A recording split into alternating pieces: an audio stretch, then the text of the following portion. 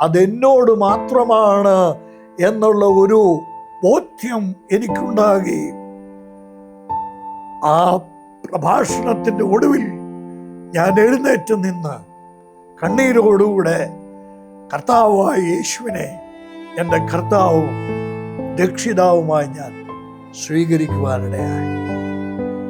ദൈവത്തിന് സ്തോത്രം. ഭാഗ്യനാൾ, ഭാഗ്യനാൾ, യേശു എൻ പാപം തീർത്തനാൾ.